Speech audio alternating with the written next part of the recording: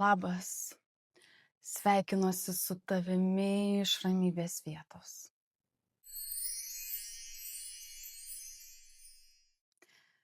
Negalėjimas išeiti pilnomis kojomis į gyvenimą yra tiek plačiai paplitusi problema, jog man tenka tai stebėti žmonėse kiekvieną dieną. Tai tarsi epidemija, kurios užkrėsti žmonės eina nuleidę galvas, negali plačiai įkvėpti, užgniaužia savo emocijas. Vengia saviraiškos ir galimybių ar be alkoholio negali žengti nei žingsnio į sociumą. Žmogus, kuris bijo gyventi, yra kažkada gyvenimu labai nusivylęs žmogus. Greičiausiai jis buvo stipriai vaikystėje nuviltas savo tėvų, ypač mamos. Pirmaisiais savo gyvenimo metais mama mums atstoja egzistenciją. Iš jos prieinamumo, pasiekiamumo ir šilumos sprendžiame, koks yra pasaulis, į kurį atėjome. Ar jis laukiantis ir šiltas, o gal jis atstumiantis ir nepasiekiamas, o galbūt pasaulis kritikuojantis. Retai kada iš tikrųjų turime tokias idealias ankstyvąsias patirtis, kuriuose jaučiamės itin saugus, tinkamai apglėbti ir išmokstame pasitikėti. Jau iki 18 pirmųjų savo gyvenimo mėnesių per santykį su mama susiformuojame vidinę nuostatą apie pasitikėjimą pasauliu. Per šiuos gležnus keletą mėnesių sukuriamas saugumo pamatas.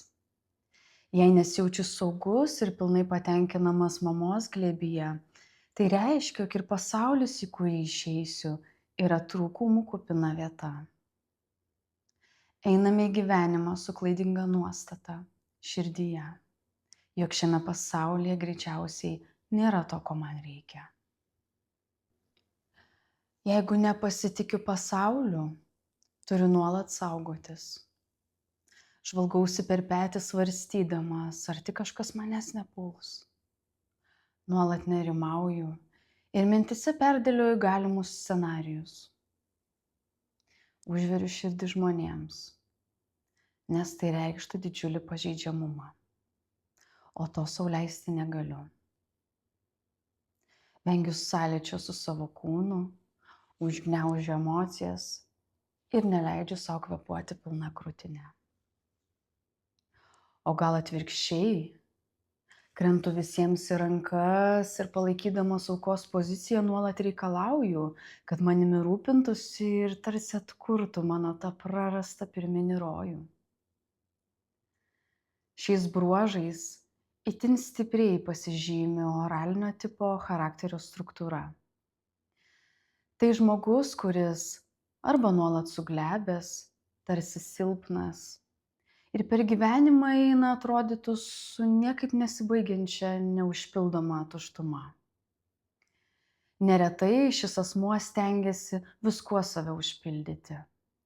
Maistu, žmonėmis, meile, alkoholiu ar darbu.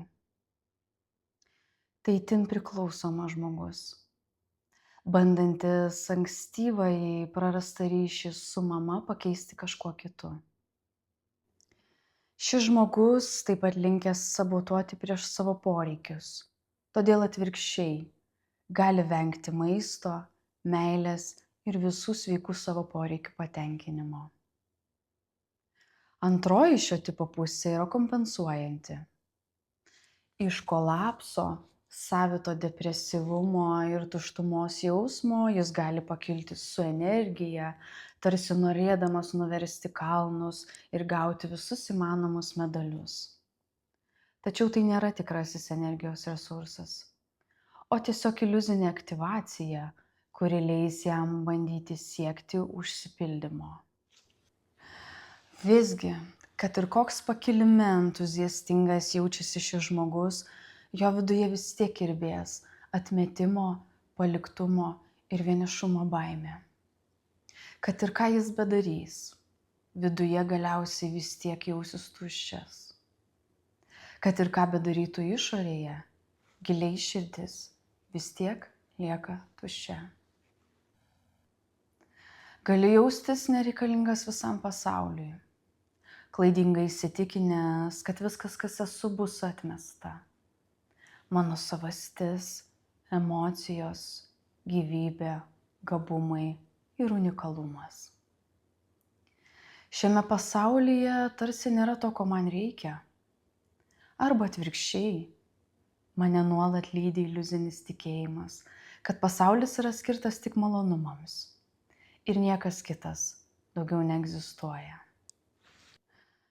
Tokį žmogų neretai patys vadiname skraidančiu debesyse. Tarsi jis pakilęs nuo žemės kažkur iliuzijoje ir žiūri gyvenimą nerimtai. Tikėjimas gyvenimu ir pasauliu iš tikrųjų buvo prarastas itin anksti. Todėl šis žmogus vengia atsistoti tvirtai ant kojų tam, kad išvengtų skaudaus susidūrimo su realybe. O jo klaidingų įsitikinimų realybė yra visa tai, kas nuožmu, skaudu ir kuo negalima pasitikėti. Kūno stovis yra stipriai surištas su šios išraiškos žmogaus vidinė realybė. Jis neretai gali patirti svarbiausių kūno mikroelementų, tokių kaip geležis ar kalis, trūkumą. Tai yra išreikšta žmogaus baimės eiti į gyvenimo formą.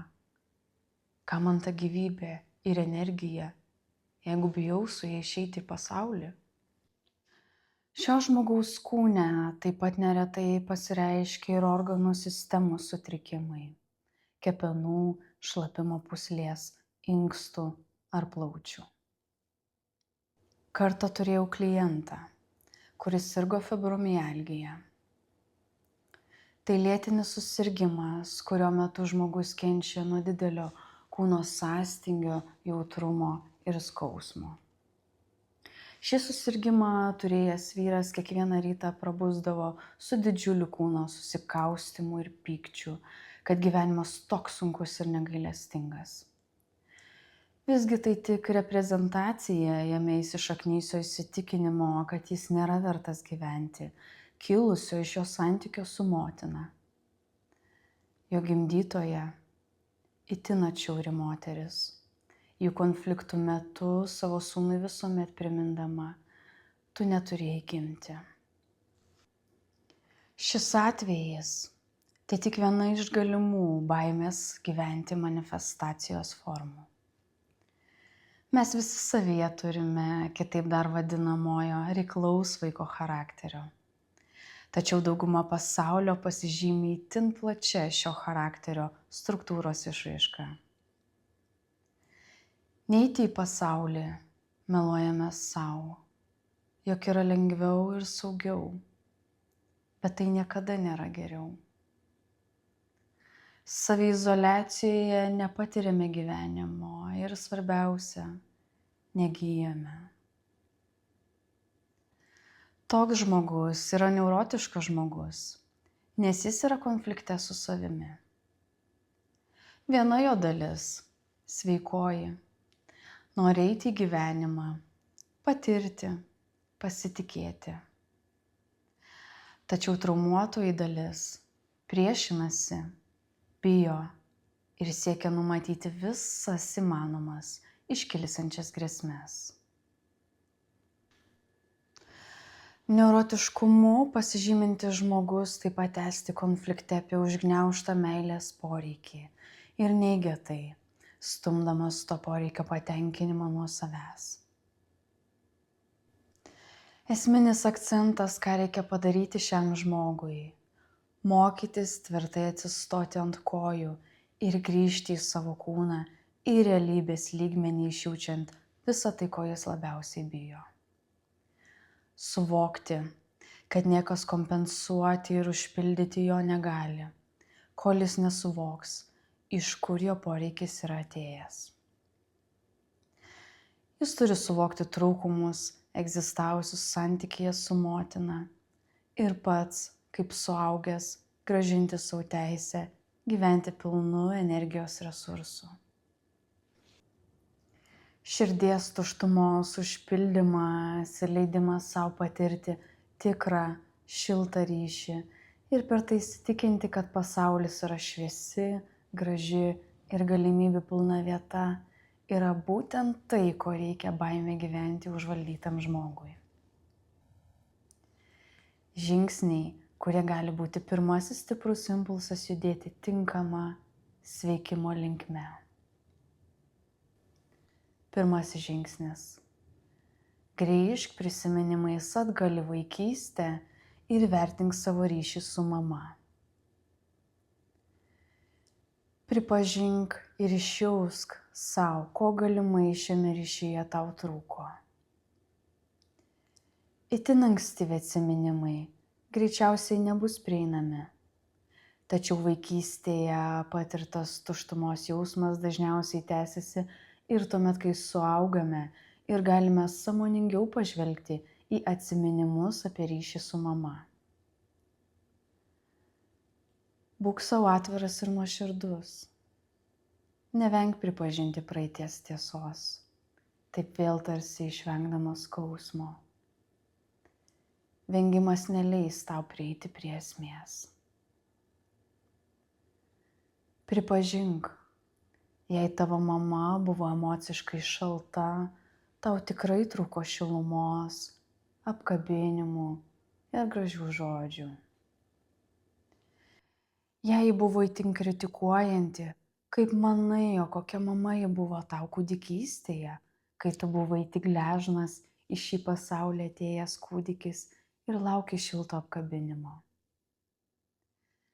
Jeigu tavo mama emociškai nebrandi, vaikiška, ar pati vaiko pozicijoje likusi moteris galėjo patenkinti tavo vaikiškuosius poreikius?